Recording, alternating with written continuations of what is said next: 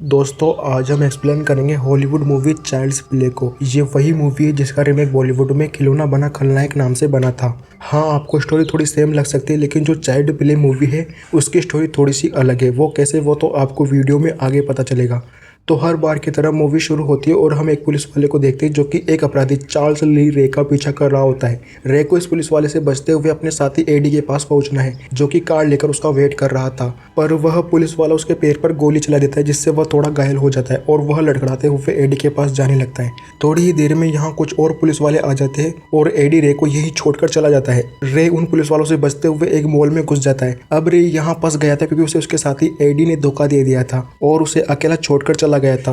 तभी वह पुलिस वाला उसके पीछे मॉल में आता है और उस पर गोली चला देता है, जो उसके सीने में लग जाती है। अब रे बहुत ज्यादा घायल हो चुका था और अब तो वह लगभग मरने ही वाला था। वह गुस्से में उस पुलिस वाले से कहता है कि वह उससे और उसके साथी एडी से अपना बदला जरूर लेगा और उन्हें जान से मार देगा। फिर रे हड़बड़ी में चिल्लाने लगता है कि उसे किसी को ढूंढना होगा वरना वह मर जाएगा। तभी उसे अपने सामने एक डॉल दिखाई देती है और रे उस डॉल पर अपना हाथ रख कुछ मंत्र पढ़ने लगता है। उसके मंत्र पढ़ने की वजह से जोरों शोरों से बिजलियां कड़कने लगती है और बिजली आकर के उस मॉल पर गिरती है, जिससे वह मॉल तबाह हो जाता है। वह पुलिस वाला देखता है कि रे मर चुका है। फिर सीन शिफ्ट होता है एंडी नाम के एक बच्चे पर जिसका आज बर्थडे होता है। वह टीवी में एक डॉल को देखता है जो कि उसे बहुत पसंद आती है और अब वह सोच रहा था कि काश आज उसे अपने बर्थडे पर एक वैसी ही डॉल एज ए गिफ्ट मिल जाए। एंडी अपनी मॉम का ब्रेकफास्ट तैयार करता है और अपनी मॉम को जगाता है। वह अपनी मॉम कैरन से कहता है कि मॉम, क्या मैं अपने प्रेजेंट्स खोल कर देख सकता हूँ? कैरन कहती है ओके, तुम अपने प्रेजेंट्स देख सकते हो। एंडी अपने गिफ्ट को खोल कर देखने लगता है, पर वह देखता है कि उसे गिफ्ट के तौर पर कपड़े मिले हैं, तो वह उदास हो जाता है। कैरन उससे कहती है क्या हुआ, तुम्हें गिफ्ट अच्छा नहीं लगा?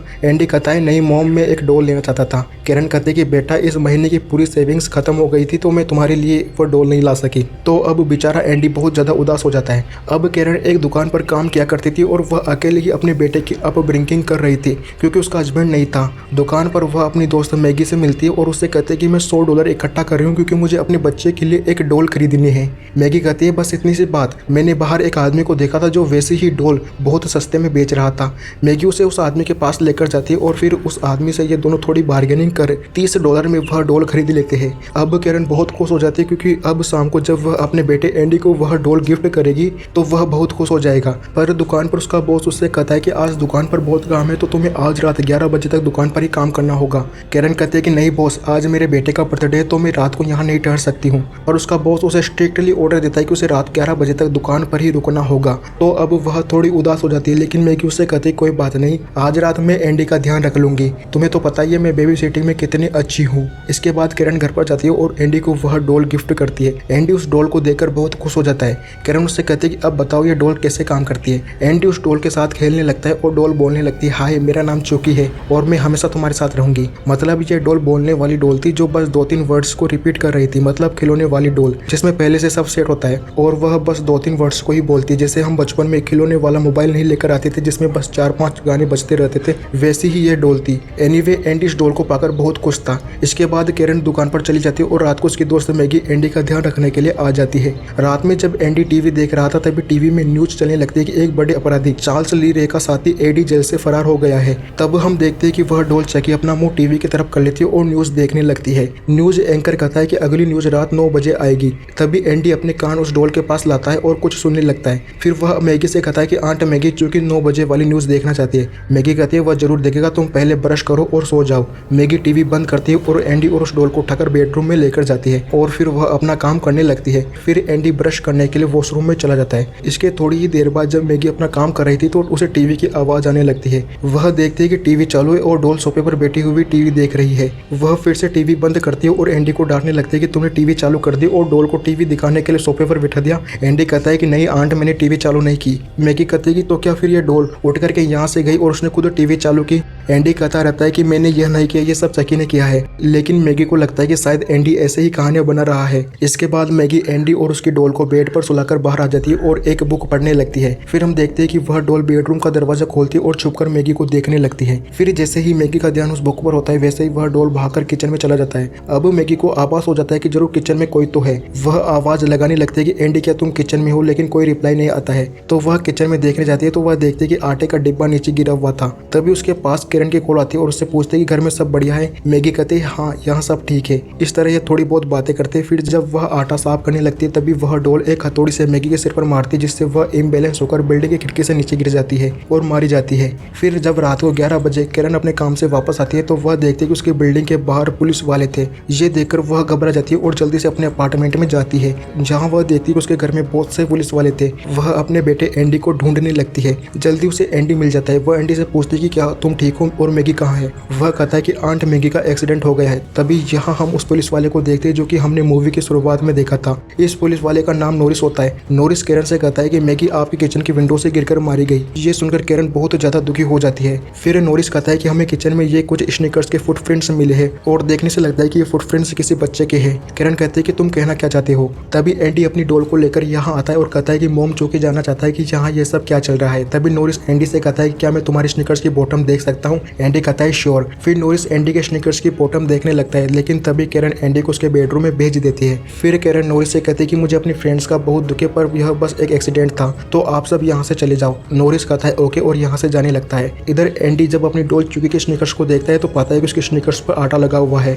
वह भागकर बाहर आता है और अपनी मॉम से कहता है कि मॉम मुझे पता है किचन में कौन था। नॉरिस पूछता है कौन, तो एंडी कहता है चुकी। नॉरिस कहता है क्या तुम्हारी वह डॉल। लेकिन अब किरण कहता है कि तुम कहानियां बनाना बंद करो और अपने बेडरूम में जाकर सो जाओ। साथ ही वह नॉरिस से भी कहती है कि अब तुम भी यहाँ से चली जाओ। इसके बाद नॉरिस यहाँ से चला जाता है। फिर जब किरण अपने बेटे एंडी के रूम के बाहर खड़ी थी तो उसे आवाज आती है कि एंडी किसी से बात कर रहा है। वह फटाफट उसके रूम में आती है और उससे पूछते है कि तुम किससे बात कर रहे थे। एंडी कहता है चुकी से। किरण उससे पूछती है कि अच्छा तो चुकी तुमसे क्या कह रही थी। एंडी कहता है कि चुकी कह रहा था कि उसका असली नाम चार्ल्स लीरे है और डैड ने उसे मेरे साथ खेलने के लिए हेवन से भेजा है और आंट मैगी एक हरामजादी थी, इसलिए उसने उन्हें मार दिया। किरण कहते है कि तुम मैगी के बारे में ऐसा कैसे कह सकते हो। एंडी कहता है कि ये मैं नहीं कह रहा, चुकी कह रहा था। किरण कहते है कि वो कैसे कह सकता है, देखो इसे ये तो एक प्लास्टिक की डोल है बेजान जो हिल डुल भी नहीं सकती है। एंडी कहता है कि नहीं चुकी जिंदा है। तब किरण को गुस्सा आ जाता है और कहते है कि तुम कहानियां बनाना बंद करो। तब बेचारा एंडी कहता है ओके मम्मा मैं कहानी नहीं बनाऊंगा। इसके बाद किरण जब यहाँ से जा रही थी तो वो चुपके से दरवाजे पर कान लगाकर एंडी की बातें सुनने लगती है, लेकिन यहाँ वह डोल चौके अपना मुंह दरवाजे की तरफ कर किरण की परछाई को देख लेती है और अपनी 2-3 बातों को रिपीट करने लगती है जो कि उस डोल में सेट थी। तब किरण कंफर्म हो जाती है कि एंडी बस कहानियां बना रहा था, भला एक डोल कैसे बात कर सकती है। अगले दिन किरण एंडी को स्कूल छोड़ने जाती है और उससे कहते हैं कि बेटा चुकी बस एक डोल है और फिर यहाँ से चली जाती है।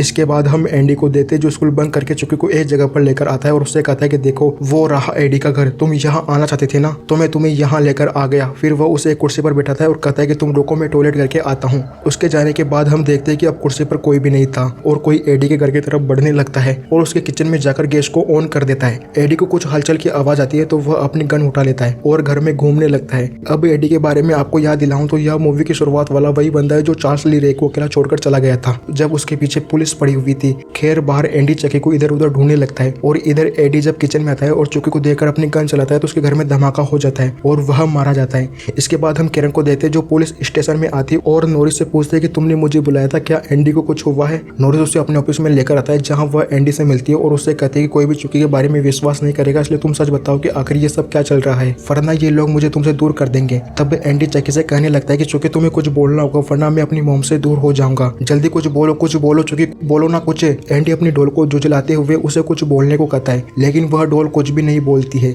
अब यहाँ सबको लगने लगता है कि एंडी की मनोस्थिति सही नहीं है, इसलिए अब एंडी को कुछ दिनों के लिए उसकी मॉम से दूर हॉस्पिटल में भेज दिया जाता है। इसके बाद रात को किरण उस डोल चुकी को अपने साथ लेकर घर आती है और उस डोल की तरफ देखते हुए उससे कहने लगती है कि कुछ बोल के बताओ हरामजादे। चुकी बोलते हैं हाय मेरा नाम चुकी और मैं हमेशा तुम्हारे साथ रहूंगी वगैरह वगैरह, जिससे किरण को लगता है कि वह ओवर थिंकिंग कर रही है, भला एक डोल कैसे बोलेगी। फिर किरण उस डोल के बॉक्स को देखने लगते हैं तभी उस बॉक्स में से बैटरीज निकलती है। इन बैटरीज को देखकर वह शौक हो जाते हैं कि आखिर बिना बैटरी के ये डोल कैसे चल रही है। वह चुकी के पीछे देखती है तो वहां पर भी बैटरीज नहीं होती है। किरण समझ आते है कि जरूर कुछ तो गड़बड़ है, इसलिए वह अपनी भट्टी को जलाती है और उस डोल से कहते हैं कि तुम कुछ बोलो वरना मैं तुम्हें आग में जला दूंगी। अब आग को देखकर वह डोल डर जाती है और बोलने लगती है कि मैं तुम्हें मार दूंगा कमीनी। डोल को बोलता देख किरण घबरा जाती है, तभी वह डोल किरण के हाथ को अपने मुंह से काट लेती है। किरण उस डोल को दूर फेंक देती है और उससे बचते हुए बिल्डिंग से बाहर बाहर आती है। वह फटाफट नॉरिस के पास जाती है और हाँफते हुए कहती है कि एंडी सही कह रहा था, चूंकि जिंदा है और उसने मैगी और एडी को मारा है। नॉरिस कहता है, देखो मुझे पता है तुम अभी किस मुश्किलात से गुजर रही हो, लेकिन झूठ बोलना कोई समाधान नहीं है। कैरन उसे अपना हाथ दिखाती है और कहते है कि ये देखो, मेरे हाथ को चुकी ने अपने मुंह से काटा है। वह जिंदा है, भले तुम अब मेरी मदद मत करो, लेकिन मैं अपने बेटे को कुछ भी नहीं होने दूंगी। यह कहकर वह यहाँ से जाने लगती है। नॉरिस उससे पूछता है कि तुम कहाँ जा रही हो। वह कहती है कि मैं उसी आदमी के पास जा रही हूँ जिससे मैंने ये डॉल खरीदी थी। नॉरिस कहता है कि अभी रात में जाना सेफ नहीं, तुम सुबह उसके पास चले जाना। लेकिन कैरन बिना नॉरिस की बात सुने उस आदमी से मिलने चली जाती है। अब वह आदमी एक ऐसी जगह पर रहता था जहाँ शहर के सभी मवाली लोग रहा करते थे। ये सभी कैरन को बड़ी हवस भरी नजरों से देख रहे थे। जल्द ही कैरन उस आदमी को ढूंढ लेती है और उससे पूछने लगती है कि आखिर तुम्हें ये डॉल कहाँ मिली थी। वही डॉल जो मैंने $30 में उस दिन तुमसे खरीदी थी। वह आदमी कहता है कि मैं तुम्हें बता तो दूंगा, पर मुझे क्या मिलेगा। कैरन उसे एक नोट देती है और कहते है कि अभी तो मेरे पास इतने ही पैसे हैं। वह आदमी कहता है कि ये काफी नहीं है, मुझे कुछ और चाहिए। यह कहकर वह आदमी उसके साथ गंदी हरकतें करने लगता है। लेकिन तभी यहाँ नॉरिस आता है और कैरन को बचाता है और इस आदमी को पीट कर उससे पूछने लगता है कि बता तुम्हें वह डॉल कहाँ मिली थी। वह आदमी डरते हुए बताता है कि वह डॉल मुझे एक जले हुए मॉल में से मिली थी। यह सुनकर नॉरिस थोड़ा विचलित हो जाता है। तब कैरन उससे पूछता है कि आखिर उस आदमी ने ऐसा क्या कहा जिससे तुम विचलित हो गए। नॉरिस कहता है कि यह वही मॉल था जहाँ मैंने चार्ल्स ली रे को मारा था और रेही एडी का दोस्त था। फिर नॉरिस कैरन को उसके घर पर छोड़ता है जहाँ कैरन उससे कहती है कि चार्ल्स ली रे ही चुकी है, पर पता नहीं वह उस डॉल के अंदर कैसे गया होगा। नॉरिस कहता है कि अभी तुम्हें कुछ नींद लेनी चाहिए, हम कल बात करेंगे।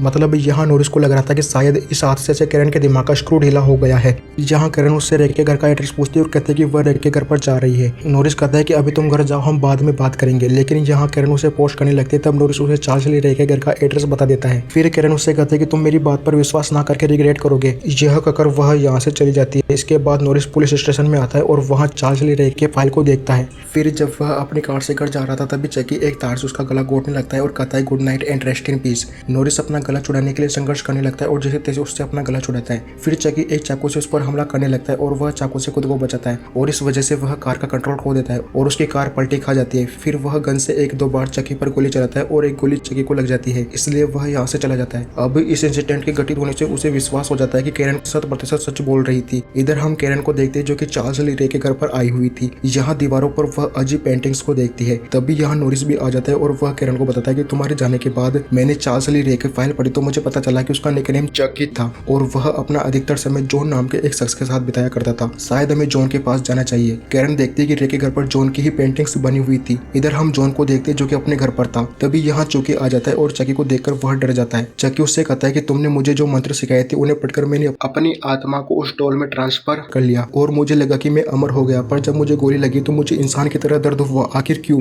जॉन कहता है कि जितने समय तक तुम इस डॉल में रहोगे तुम ह्यूमन बनने लगोगे और तुम्हें भी चोट लगने पर दर्द होगा। चकी उससे पूछता है कि क्या कोई रास्ता नहीं है मैं अपनी आत्मा को किसी दूसरे शरीर में ट्रांसफर कर सकूं? जॉन कहता है कि है, पर मैं तुम्हें नहीं बताऊंगा क्योंकि तुमने मेरी सीख का गलत इस्तेमाल किया और उसे अपने गलत कामों के लिए यूज किया। तब चकी उसे उसका मोजो दिखाता है और कहता है कि तुम्हें बताना तो पड़ेगा वरना मैं इस मोजो में चाकू घोंप दूंगा। अब मोजो वह डोल होती है जिसमें तांत्रिक लोग अपनी शॉल को कैद करके रखते हैं ताकि उन्हें कोई मार ना सके, लेकिन अगर मोजो के साथ कुछ किया जाए तो दर्द इंसान को होता है। चकी उस मोजो का एक पैर और एक हाथ मोड़ देता है जिससे जॉन को बहुत दर्द होने लगता है। चकी उससे कहता है कि तुम मुझे रास्ता बताओ वरना मैं तुम्हें मार दूंगा। तब जॉन उसे बताता है कि तुम्हें अपनी सोल उस इंसान में ट्रांसफर करनी होगी जिसके सामने तुमने सबसे पहले अपनी आइडेंटिटी को रिवील किया था। चकी कहता है तो इसका मतलब मुझे अपनी सोल को उस 6 साल के बच्चे एंडी की बॉडी में ट्रांसफर करना होगा। इसके बाद चकी जॉन के मोजो में चाकू घोंप देता है जिससे जॉन के शरीर से खून निकलने लगता है और अब लगभग वह मरने ही वाला था। फिर चकी यहाँ से चला जाता है। थोड़ी देर बाद यहाँ कैरन और नॉरिस ये दोनों भी आते हैं और जॉन से मिलते हैं। जॉन उन्हें बताता है कि चार्ल्स ली रे की आत्मा उस डोल में है और अब वह अपनी आत्मा को एक बच्चे के शरीर में ट्रांसफर करने जा रहा है, तो तुम दोनों उसे बचा लो।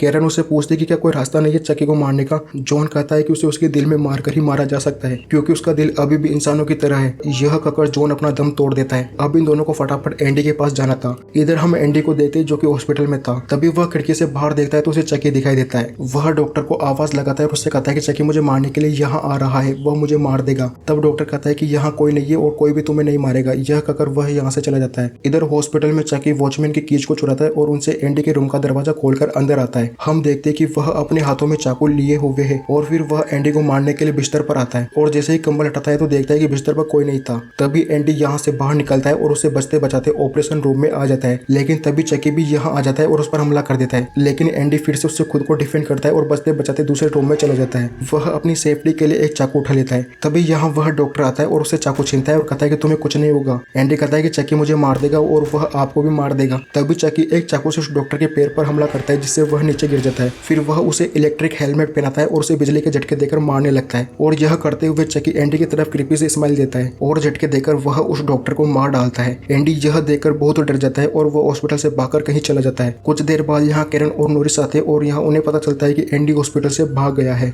नॉरिस कैरन से पूछता है कि क्या तुम्हें कोई अंदाजा है एंडी अभी कहाँ गया होगा। कैरन कहते हैं कि मैंने उससे सिखाया था कि कभी भी कोई परेशानी आए तो सीधा घर पर चले आना और अभी वह घर पर ही गया होगा। तब ये दोनों फटाफट घर पर जाने लगते हैं। इधर हम एंडी को देखते हैं जो कि घर पर आ गया था। एंडी फटाफट अपने घर के दरवाजों को बंद करता है और दरवाजों पर सामानों को लगाने लगता है कि कहीं चकी ना आ जाए। फिर हम चकी को देखते हैं जो कि लिफ्ट से ऊपर आ रहा था। इसी लिफ्ट में दो ओल्ड कपल भी थे जिन्हें यह डॉल बड़ी ही बदसूरत लग रही थी। उन दोनों कपल के जाने के बाद चकी लिफ्ट से ऊपर आता है और वह चल करके एंडी के रूम की तरफ बढ़ने लगता है। इधर एंडी एक स्टिक उठा लेता है ताकि जब भी चकी आए तो वह उसे स्टिक से मारे। हम चकी को देखते हैं जो कि चिमनी के रास्ते घर के अंदर आता है और चाकू लेकर के एंडी के कमरे की तरफ बढ़ने लगता है। इधर एंडी स्टिक लेकर तैयार था। फिर जैसे ही चकी कमरे में आता है तो वह चकी पर स्टिक से हमला करता है पर उसका निशाना चूक जाता है। फिर चकी उसका पीछा करने लगता है और अंततः एक स्टिक से मारकर उसे बेहोश कर देता है। फिर कैरन और नॉरिस भी यहाँ आ जाते हैं और वह दोनों फटाफट एंडी के रूम में जाने लगते हैं। इधर चकी एंडी के सिर पर हाथ रखकर कुछ मंत्र पढ़ने लगता है। उसके मंत्र पढ़ने की वजह से बिल्डिंग के ऊपर बादल छा जाते हैं और बिजलियां कड़कने लगती है। वे दोनों फटाफट यहाँ आते हैं और चकी को एंडी से दूर करते हैं।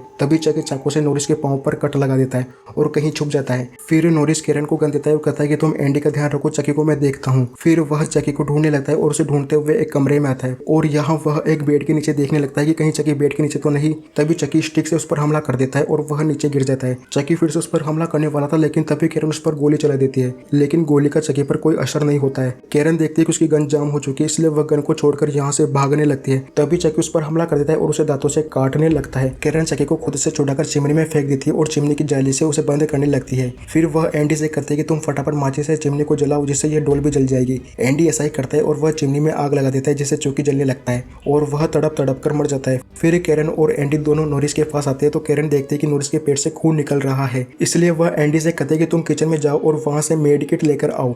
नॉरिस कैरन से पूछता है कि चकी का क्या हुआ। कैरन कहते हैं कि ऑल राइट वह मर गया है। इधर जब एंडी मेड किट लेने किचन में आता है तो वह देखता है कि जहां पर चकी गिरा था वो अब वहां पर नहीं था। यह देखकर वह डर जाता है और वह डरकर यहाँ से भागने लगता है। तभी चकी पांव फंसाकर उसे गिरा देता है। हम चकी को देखते जो कि बड़ा ही भयानक दिख रहा था। वह चाकू लेकर एंडी की तरफ बढ़ने लगता है। एंडी फटाफट यहाँ से भागता है और अपनी मोम के पास जाता है। उसकी मोम और वह फटाफट एक रूम में जाते हैं और दरवाजा बंद कर लेते हैं। चकी कहता है कि तुम मुझे यह बच्चा सौंप दो और मैं तुम्हें यहाँ से जाने दूंगा, पर उसकी मोम कसकर दरवाजे को पकड़े रहती है। फिर चकी दूसरे दरवाजे से अंदर आने की कोशिश करता है। तब किरण उस दरवाजे को भी कसकर पकड़ लेती है। चकी चाकू से उस दरवाजे पर हमला करने लगता है जिससे किरण के हाथ पर चाकू लग जाता है। फिर चकी तीसरे दरवाजे से अंदर आता है तो ये दोनों यहाँ से भागने लगते हैं। तभी किरण के हाथ गन लग जाती है और वह चकी पर गोली चलाकर उसका सिर, एक हाथ और पैर अलग कर देती है। लेकिन अभी भी चकी में जान थी इसलिए किरण उस पर 2 गोली और चलाती है। तभी यहाँ नॉरिस का दोस्त हेनरी भी आता है और पूछता है कि यहाँ यह सब क्या चल रहा है। तभी नॉरिस किरण को आवाज लगाता है और ये तीनों नॉरिस के पास जाते हैं। नॉरिस हेनरी से कहता है कि एंडी सही कह रहा था, चकी जिंदा है और आज तो उसने हम तीनों को लगभग मार ही दिया था।